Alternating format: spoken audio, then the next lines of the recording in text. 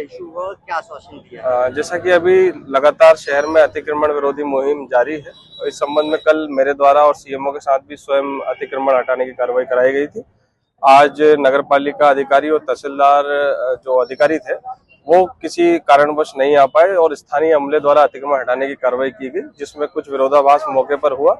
स्थानीय व्यापारी द्वारा कुछ अवैध रूप से कार्रवाई किए जाने की मांग नगर पालिका के कर्मचारी द्वारा किए जाने की शिकायत की गई है। इस संबंध में उन पर जो भी आवश्यक कार्रवाई होगी, यदि इस प्रकार की जानकारी पाई जाती है तो उन पर आवश्यक रूप से कार्रवाई की जाएगी। सभी व्यापारियों को आश्वस्त किया गया है कि बिना चूना मार्किंग या लाइन मार्किंग या किसी प्रकार का अतिक्रमण नहीं हटाया जाएगा। पहले आपको अवगत कराया जाएगा कि आप किस सीमा तक अतिक्रमण किए हुए हैं, उसके बाद अतिक्रमण हटाने की कार्रवाई की जाएगी। आज जो विवाद हुआ है उस पर क्या कहना चाहेंगे और क्या अभी आश्वस्त किया जा रहा है आपके द्वारा? अनुविभागीय अधिकारी दिल्ली मालवा भी आए थे। सारे व्यापारियों से मेरी भी व्यक्तिगत चर्चा हुई, दिन भर से हुई, कल भी हुई थी और आज भी हुई। और अनुविभागीय अधिकारी भी अभी आए थे। ये फैसला किया गया है कि एक चूने की पूरी लाइन जो भी जहाँ तक की सीमा आती है उस चूने में पहले चूने की लाइन डालकर अतिक्रमण को चिन्हित किया जाएगा और 1 या 2 दिन अतिक्रमणकर्ता को मौका दिया जाएगा और उसके बाद यदि लाइन के बाद किसी प्रकार का अतिक्रमण होता है तो उस पर कार्रवाई।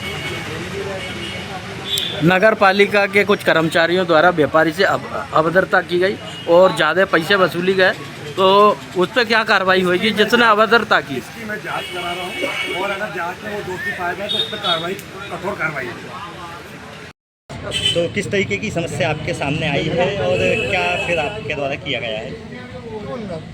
अतिक्रमण की जो कार्रवाई है वो तो शासन प्रशासन की नित्य चलती है, क्योंकि नगर की व्यवस्था बनाना व्यापारियों की भी व्यापार को हित को ध्यान में रखते हुए और आम जन की सुविधाएं भी ठीक रहे उसके लिए कार्रवाई रहती है। लेकिन आज कुछ ऐसा निकल कर आया बाजार में से कि कोई एक कर्मचारी के द्वारा अभद्रता की गई है, वसूली की गई है अतिक्रमण के नाम पर। अतिक्रमण के नाम पर वसूली नहीं होती है।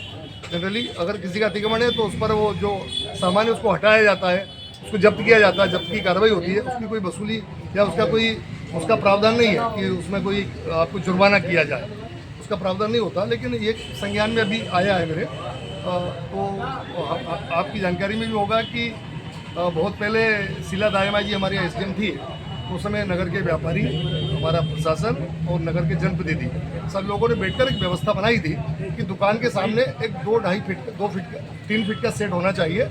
इसलिए होना चाहिए कि ताकि अपने हवा पानी से पोछाट से हमारा जो ग्राहक आया वो ग्राहक उससे बचे। नाली के ऊपर भी 2 फीट ऐसा बनाया जाए जिससे नाली कवर्ड ना हो, ताकि नाली निकालने में दिक्कत ना हो। इन सब को ध्यान में रखते हुए व्यापारी का व्यापार अच्छा चले, आने वाले जाने वालों की सुगमता भी बढ़े और व्यापार भी बढ़े और नगर की सुविधा भी बढ़े।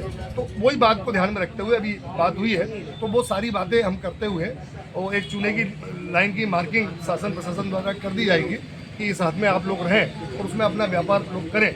यही बात तय हुई है और उसके आधार पर सारे लोग व्यापारी भी तय हुए, मतलब ने भी सहमति दी है कि ठीक है। और बाकी और अगर आपके संज्ञान में, मेरे संज्ञान में भी आया है कि किसी के द्वारा बदतमीजी और अवैध वसूली की गई है, तो SDM साहब और नगर पालिका अध्यक्ष जी ने बोला कि जो वैधानिक कार्रवाई होगी उस पर की जाए। पहले तो अतिक्रमण की कार्रवाई विभागीय अधिकारी और नगर पालिका मिलकर के कर रहा है, ये बिना पक्षपात के पूर्ण होना चाहिए। अतिक्रमण हटे लेकिन पक्षपात नहीं करना चाहिए। कल आपने कहीं 10 दुकान के सामने का अतिक्रमण हटा दिया, आज आप किसी गली में चले गए, आपको अतिक्रमण हटाना तो पूरे शहर का अतिक्रमण एक साथ हटाइए, बिना पक्षपात के हटाइए। और यदि आप अतिक्रमण जैसी चीज़ में पक्षपात करेंगे तो एक स्वाभाविक है कि जनता में रोज दिखेगा जो आज दिखा है कि आज जनता में रोज इसीलिए दिखा है कि आप अतिक्रमण में पक्षपात करें।